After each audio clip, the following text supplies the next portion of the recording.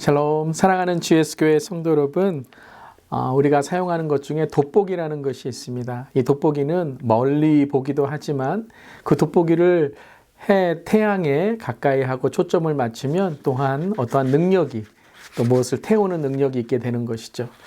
성경을 읽다 보면 이 두 가지 역할을 하는 것 같습니다. 하나는 우리에게 멀리 보는, 우리에게 또한 하나님의 뜻을 알게 해주는 그런 말씀이기도 하지만 때로는 이러한 초점을 맞추도록 성경이 우리에게 또한 그러한 인도함을 줍니다.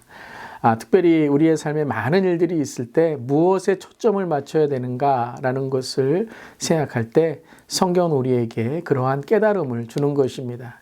오늘 말씀을 통해서도 큐티를 통해서도 멀리 보는 우리의 삶과 또 하나님의 그 뜻을 초점을 맞춰서 깨닫는 말씀이 되기를 바랍니다. 오늘 말씀 이제 찬송가로 함께 나누도록 하겠습니다. 제 찬송가 279장 인내하신 구세주여 함께 찬양하시겠습니다.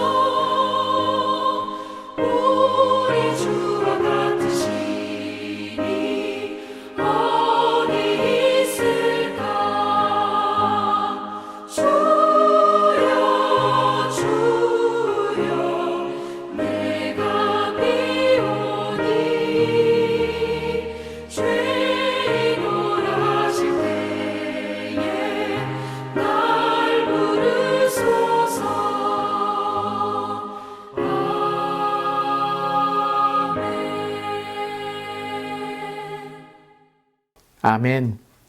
오늘 말씀은 누가복음 13장 1절부터 9절까지의 말씀 함께 나눕니다. 하나님의 말씀입니다. 그때 마침 두어 사람이 와서 빌라도가 어떤 갈릴리 사람들의 피를 그들의 제물에 섞은 일로 예수께 아뢰니 대답하여 이르시되 너희는 이 갈릴리 사람들이 이같이 해 받음으로 다른 모든 갈릴리 사람보다 죄가 더 있는 줄 아느냐?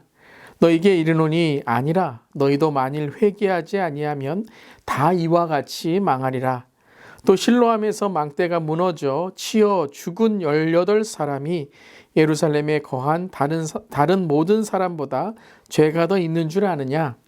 너희에게 이르노니 아니라 너희도 만일 회개하지 아니하면 이와 같이 망하리라.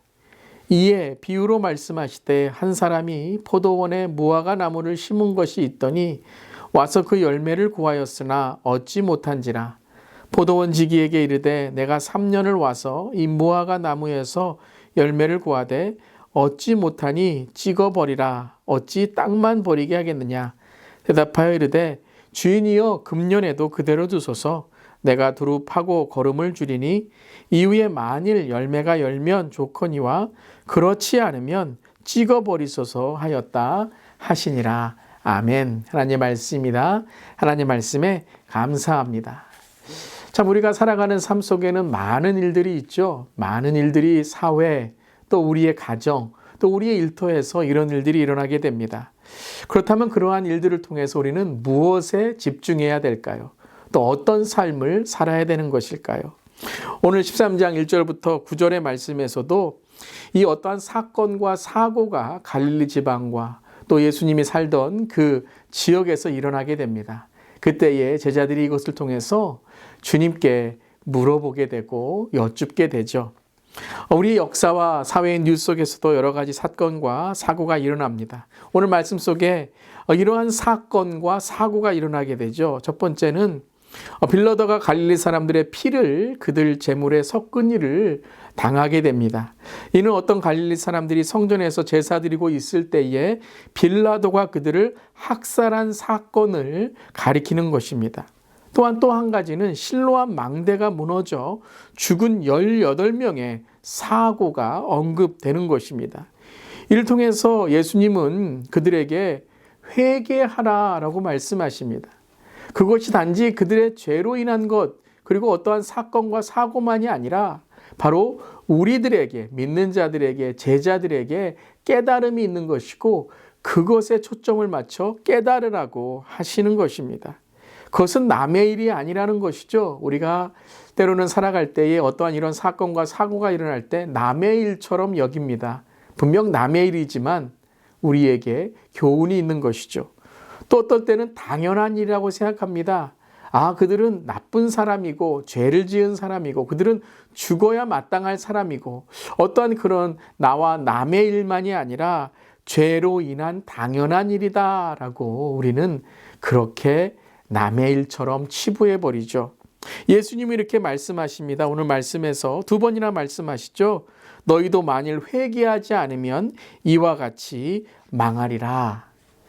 즉 이러한 일들이 일어날 때 회개하는 기회로 삼아야 된다라는 것입니다. 자, 회개라는 것이 무엇이죠? 단지 나의 죄를 돌아볼 뿐만 아니라 바로 그들의 아픔을 나의 아픔처럼 아파할 수 있는 것입니다. 그것은 단지 그들의 죄만이 아니라 내가 속하여 있는 사회와 내가 속하여 있는 공동체의 죄로 인해서, 깨어짐으로 인해서, 연약함을 통해서 그러한 일들이 일어날 수 있다라고 생각하는 아픔에 대한 공감이 또한 회개라는 것입니다. 우리는 나의 죄만 회개하면 안 됩니다.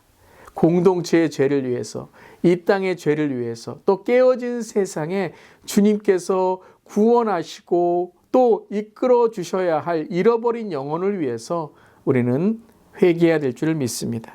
그리고 또한 내 자신을 돌아보는, 내 죄를 돌아보는 회개가 있어야 되는 것이죠. 많은 일들이 일어나는 이러한 역사, 사회, 또 우리 주변의 일들을 통해서 우리 자신을 돌아보고 또 아픔이 있는 사람들을 돌아볼 수 있는 그런 우리 모두가 되기를 바랍니다. 특별히 믿는 자로서 그러한 사회적인 책임과 나의 그러한 삶을 돌아볼 수 있기를 바랍니다. 오늘 이 사건과 사고 이후에 예수님은 이러한 비유를 주시죠. 열매를 맺지 못하는 무화과 나무에 대한 비유를 들려주십니다. 어떤 사람이 포도원에 무화과 나무를 심었는데 3년 동안 열매를 맺지 못하게 됩니다. 이에 그 포도원 지기에게 주인은 찍어버리라 명하는 것이죠. 이 3년은 열매 맺기에 넉넉한 시간을 말씀하시는 것입니다. 그런데 열매, 즉 회개를 통한 삶의 변화, 구원에 합당한 열매를 맺지 못하는 그것을 찍어버리라 라고 말씀하십니다.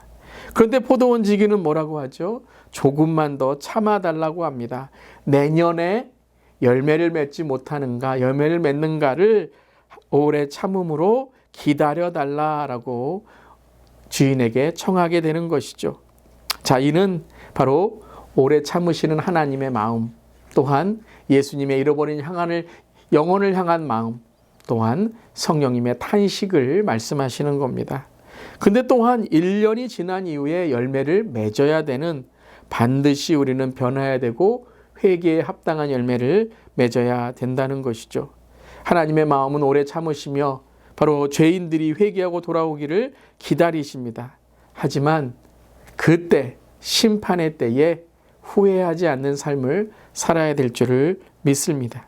오늘 말씀을 읽으며 우리 자신을 돌아보고 또 특별히 회개에 합당한 열매를 맺는 우리 모두 되기를 간절히 기도합니다.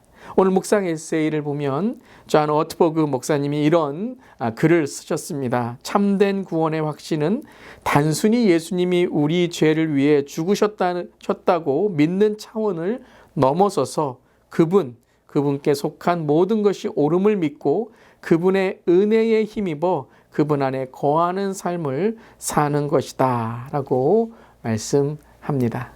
오늘 정말 우리의 삶이 은혜를 힘입어 그분 안에 거하는, 또한 단순히 예수를 믿는 것만이 아니라 예수님과 동행하는 삶이 되기를 간절히 기도합니다. 아멘. 기도하시겠습니다. 주님은 회개의 은혜를 주시는 분이요 열매 맺는 은혜를 주시는 분임을 고백합니다.